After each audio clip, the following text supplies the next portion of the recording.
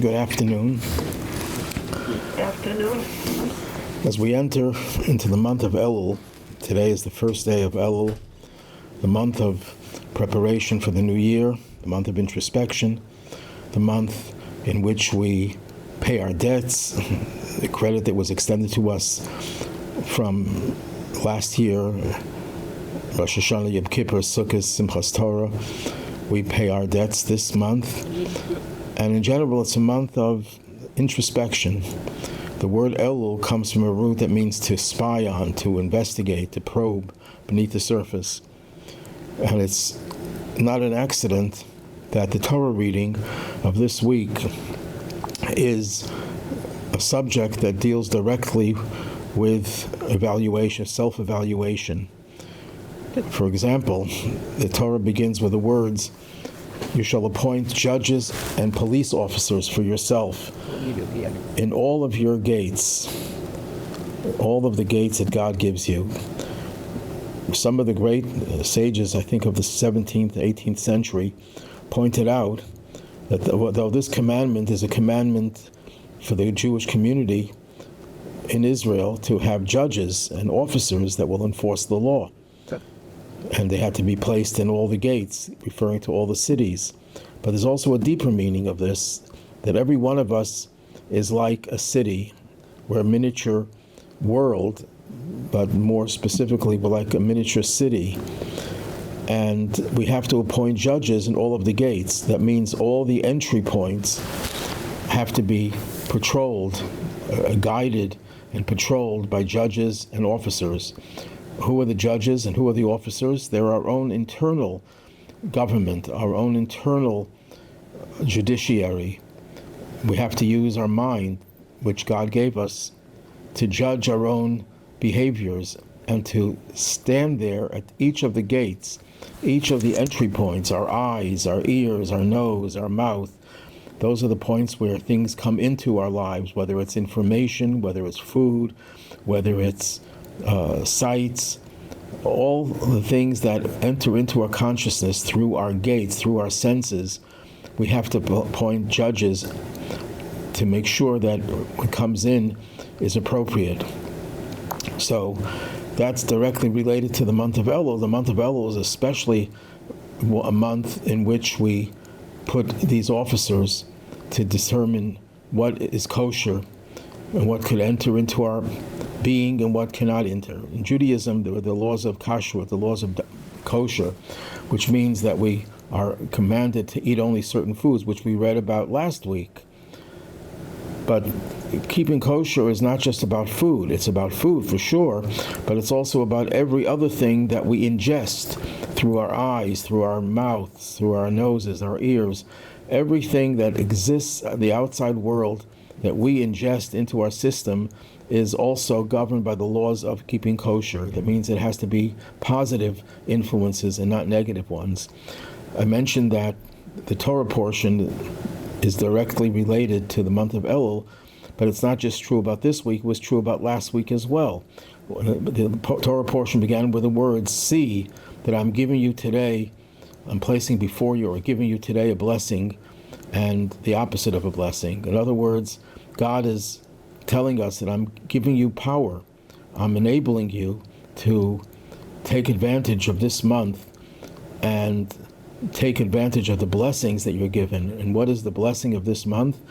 So we mentioned this in many of the classes, the parable of the Alter Rebbe, the first Chabad Rebbe, of a king in the field. When a king is in his palace, there's a certain protocol that is required in order for anyone to visit him. Not everyone is eligible to even visit the king, and even if you are a high-ranking official, you had to have a special appointment, you had to be dressed in special attire.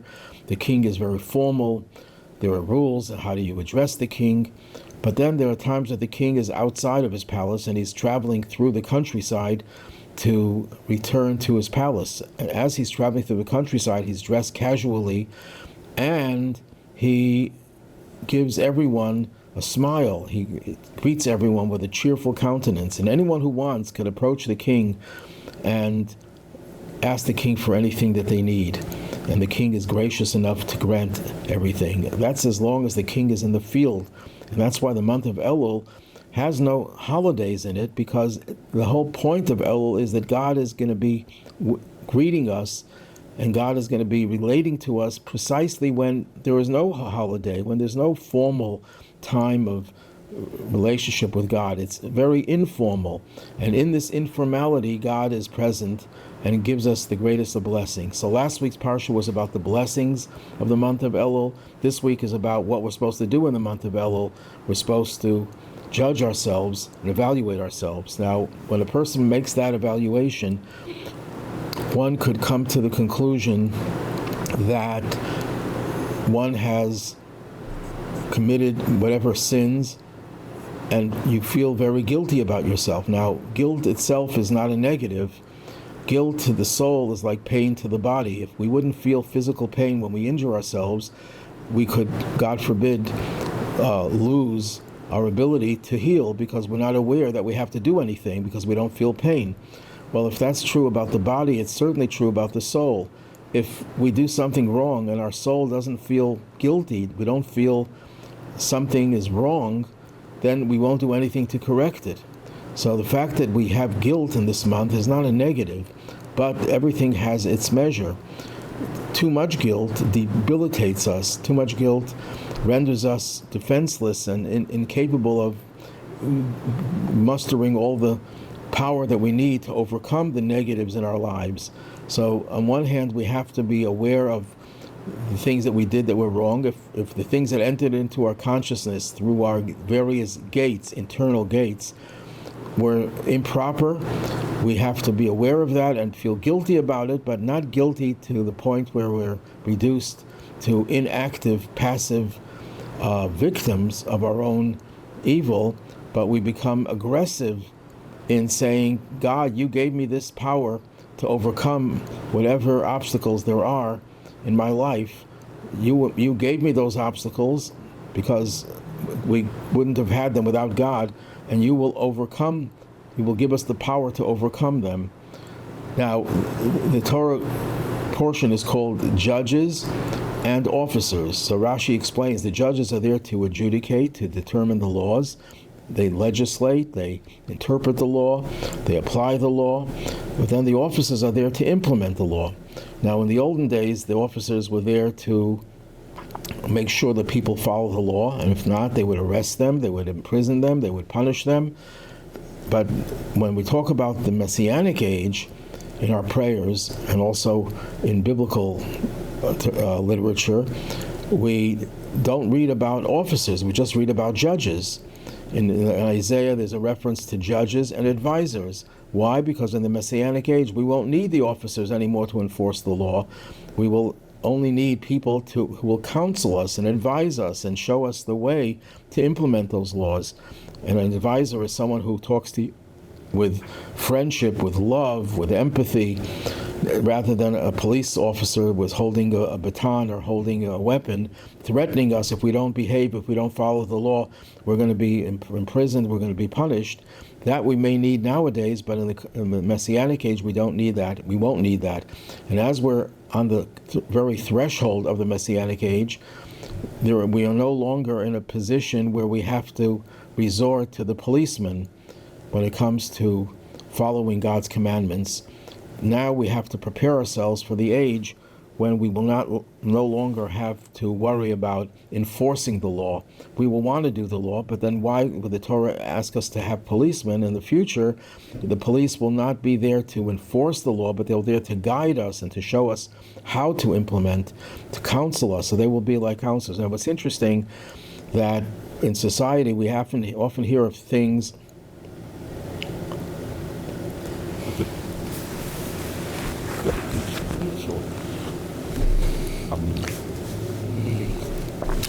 in society, we often hear of things that are distasteful, but there's also a positive side to it. For example, the terrible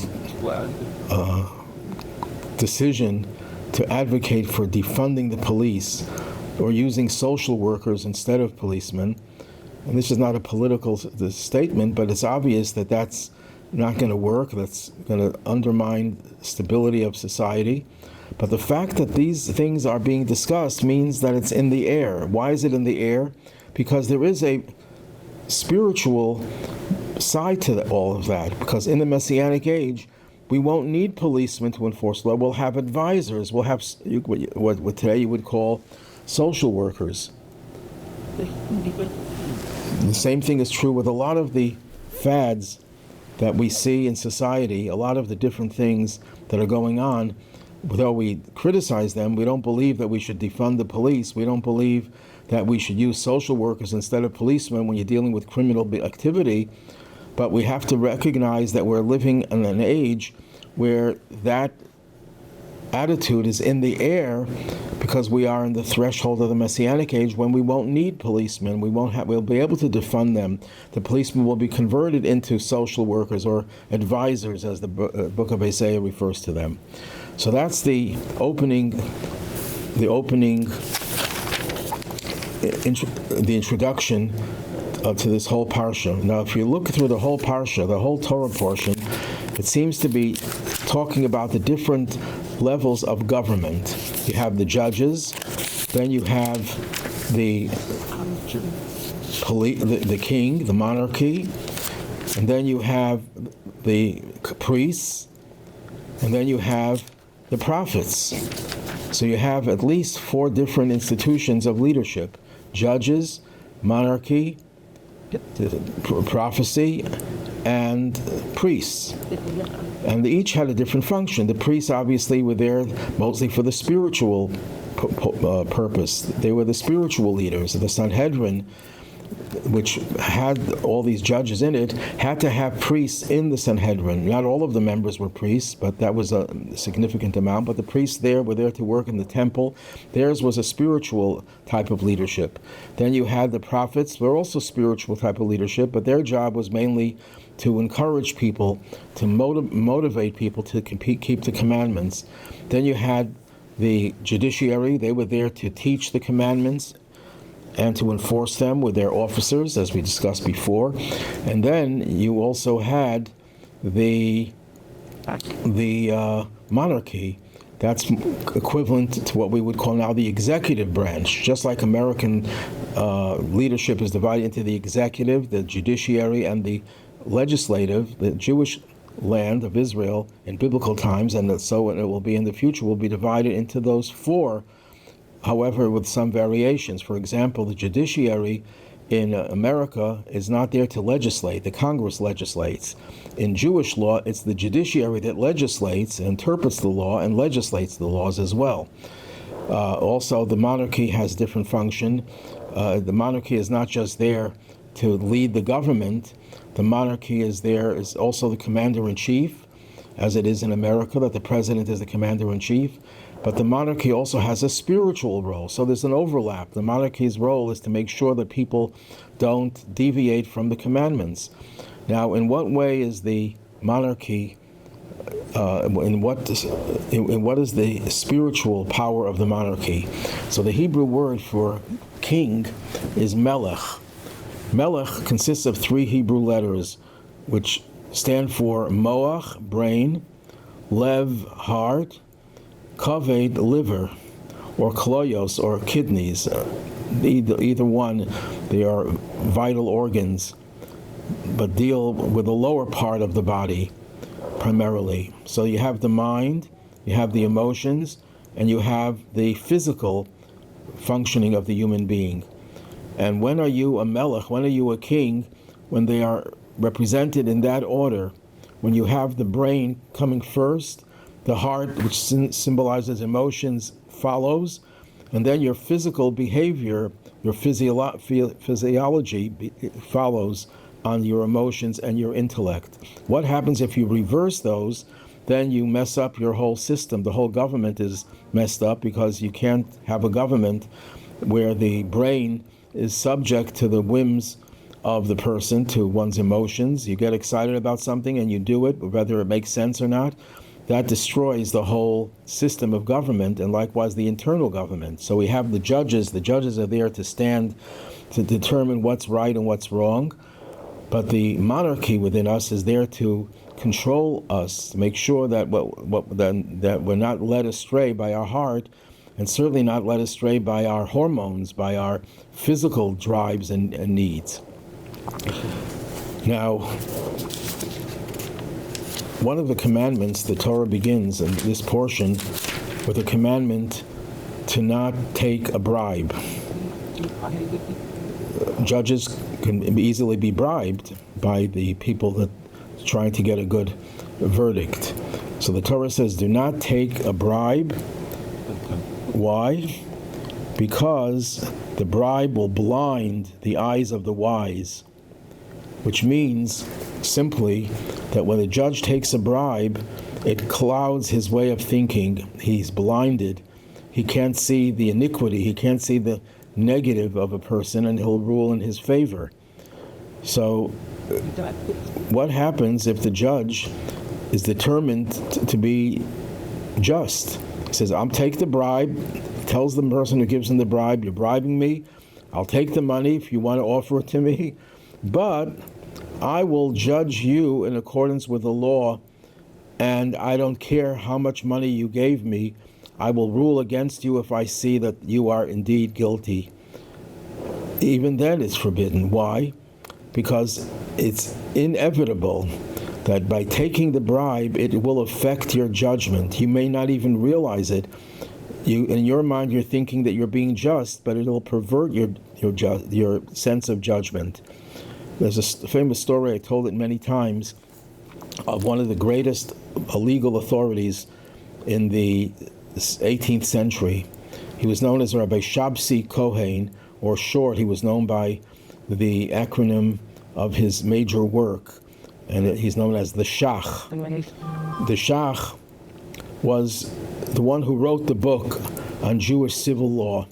He is, without any question, recognized in the last 400 years probably as the most authoritative voice on civil law. He wrote in other areas as well. He wrote in kashrus, he wrote in many other areas, but this is his specialty, civil law. He lived in the city of Vilna, and he had a little business of his own, and with a partnership with another Jew. And whenever you have partnership with someone, inevitably there'll be feuds, there'll be disputes about monetary matters, and they had a little dispute amongst themselves. The Shach believed that he was right, and the other one thought he was right. Normally, when you have a dispute like that, you go to the local rabbis, and they form a beddin, a court, and they will rule for you or against you. But in the city of Vilna, no one would want to be on the panel of judges to rule against the Shach, because the Shach could have, any of the judges in town was like a little child compared to the Shach. He was the greatest jurist, the greatest judicial authority in the world. So they couldn't go to a local rabbi for adjudication, so they went to a town far away where the rabbi didn't know and didn't recognize who they were. So they come to this rabbi, who was a scholar, and they presented their case. Each one very energetically presented their case, and the rabbi said, this is a complicated case. Give me a few hours to research it. After a few hours, he comes back and he says to the Shach, you have to pay up. I'm ruling against you. I did some research, and it turns out your partner is right. So the Shach, being a very righteous Jew, says, okay, Rabbi, I will pay up. That's the decision. I accept it. But I'm just curious. I happen to dabble in these matters, and I did my own research in Jewish law. So what are you basing your decision on? So the rabbi says, I'll tell you the truth. I researched all the different sources, and I couldn't find a good answer to the question, who was right. So I looked up a contemporary work that was published not too long ago, and I found that this work discusses an identical case to the one that you have brought before me. And that's how he rules. He ruled against you. And the Shach says to the man, oh, I'm curious to know, which book did you read that had that decision? And he takes out the copy of the Shach's own work, where he himself discussed a similar case, an identical case, and he ruled in favor of the other person. So the Shach then realized how powerful the power of bribery is. When something is relevant to you, it's in your own interest, your mind will work overtime to find ways of explaining why you're right. And in your mind, you'll be 100% certain that you're right. And it won't occur to you that you have been bribed by virtue of your own vested interest. Now, this is very important because when you're dealing with self-judgment, which is what the whole month of Elul is about, we are often bribed by our self-love. It's very easy for us to justify our behavior, to rationalize our behavior, and in that case, we won't even realize that we're wrong because we've been bribed. We're bribed by our own self-interest, by our own self-love. That's why, in spite of the fact that in an earlier class I spoke about how it's important to find the answers to your dilemmas inside of yourself, to find guidance within yourself, that's true, but it doesn't exclude consulting with someone who's objective, who's outside of you. Especially when you're dealing with your relationship with another person, you're 100% right in your own mind because you're fighting for your own interests. But therefore, you have to always go to an outside person. That's especially when it relates to you and vis-a-vis someone else. You go to an objective person, whether if it's a matter of Jewish law, of course you go to a rabbi who's versed in Jewish law. But if it's a matter, differences of opinion about different relationships, always find someone, a counselor, someone that you could consult with who is objective. That was just true. The Torah then says, Tzedek, Tzedek Tirdov. What does that mean? So if you look in translators of the Torah, the fact that the word Tzedek is repeated, they don't translate it as a repeated word. They translate it as, you shall surely pursue it, or just pursue righteousness, pursue justice. But why does the Torah use two separate words? Could have just said, Tzedek Tirdov, pursue justice. We would know what it means. Why does it repeat itself, Tzedek, Tzedek? There are many different explanations. The one that Rashi brings is that when it comes to determining whether you're right or wrong in terms of your disputes with other people, and you have a court in your own community, and they're not known to be the most sophisticated, the most advanced. There's another community that has judges that are more knowledgeable and have a better reputation. So tzedek, even if you can go to one court, you should look for a better court. Always look for the best, because people have a tendency, whenever there's a need for some type of commitment, they'll always say, I'm satisfied with this. These people are fine. That's good enough for me. I'm not going to go searching for someone better. I'm satisfied with these people. No, when it comes to justice, you always have to look for someone who is more sophisticated, better equipped, more advanced, because justice doesn't allow for it to be compromised. When you compromise justice, you have injustice. Yes, when you're dealing with a dispute with some other person, if it's mutual, then you want to compromise, that's great, that's wonderful. That has to be mutual. But when you want to compromise because you want to be right in the end, and you compromise your values by relying on something that is not so solid, that's the kind of compromise that is not desirable. Another explanation, the famous one given for tzedek, tzedek tirdov, why is it repeated? Righteousness, righteousness you shall pursue, because there's a tendency amongst people, and most ideologies advocate this directly or indirectly. They may not openly say that this is their philosophy, but they will follow it anyhow. And that is that they always believe that the means are justified if my end is good. The communists in the Soviet Union, their end desire was to bring equality to everyone. Everyone should have everything equal. That's a beautiful outcome, that everyone has everything they need. but their means was mass murder. And to them it was justified. The same thing happened in China, the same thing happened in Cambodia, that they decided that the end justifies the means. Let's get rid of all the old people, because their minds were polluted, and we want to have a just society. We have to get rid of their ilk. And the same thing is true about religion. Certain religions said, there's a religion that calls itself the religion of peace, and it has in its doctrine the idea that you're allowed to lie if the outcome is a positive outcome. No, that's not right. You have to pursue righteousness with righteousness. Now, obviously, every rule has its exception. If someone will lie in order to save a life, for example, I heard that someone asked a question of a person running for office who was, I think they were a communist, and they were asked, if someone would come to your door, an SS guard during the Holocaust, and say to you, are you hiding any Jews in your home? And the truth is that you were hiding someone, but if you tell them the truth, they're going to come in and arrest the person and have the person murdered. So by lying, you have a lie, but you're saving a life. Would you lie to save the life? And this person said, I don't remember exactly in this particular case, either they said they wouldn't lie, or they couldn't give an answer to the question. If you can't give an answer to the question, then you're immoral, because human life takes precedence over your dedication to telling the truth.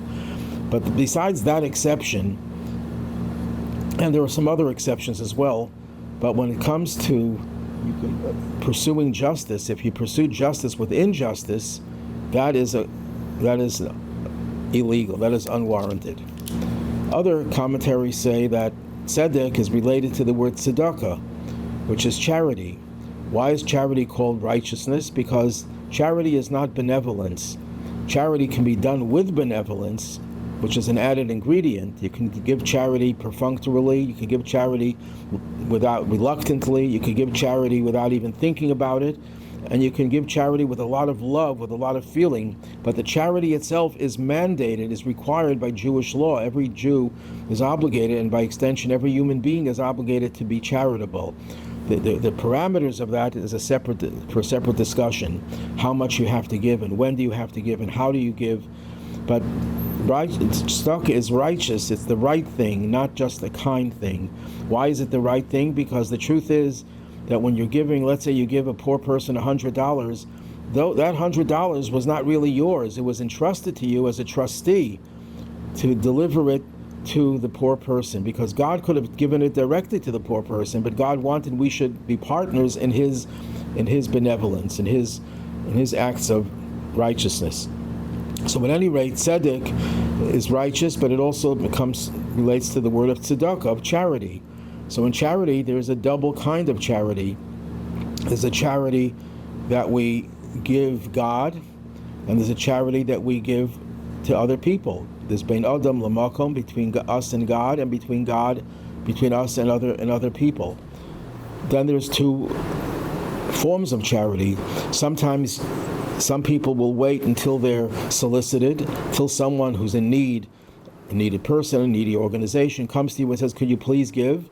That's fine if you respond positively, but then there's a higher level where you give before the person comes to you, or you prevent from being a need in the first place by helping the person before they become destitute.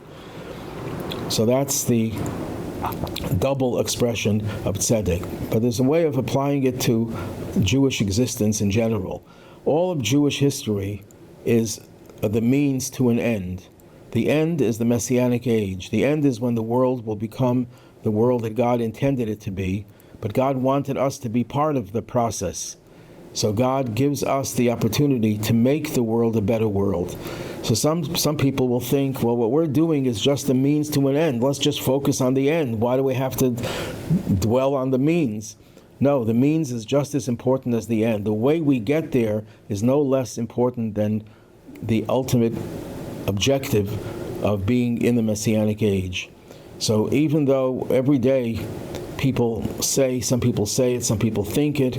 I believe with perfect faith in the coming of Mashiach, and even though he tarries, I await his coming every day. So we're fixated on Mashiach coming today, not tomorrow, but today. But that doesn't mean that we neglect all the things that we have to do to bring Mashiach.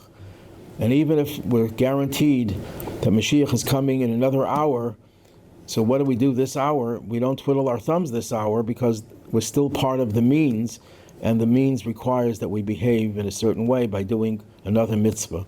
Because even after Mashiach comes, we'll still be doing mitzvahs. Not only will we still be doing mitzvahs, we will really be doing them in the most sublime way, in the most perfect way. When we do a mitzvah, there's something always lacking. Our mitzvahs cannot be perfected the way one would want them to be perfect because of conditions that are abound in exile. But when Mashiach comes, we'll do every mitzvah, but every mitzvah we'll be doing perfectly.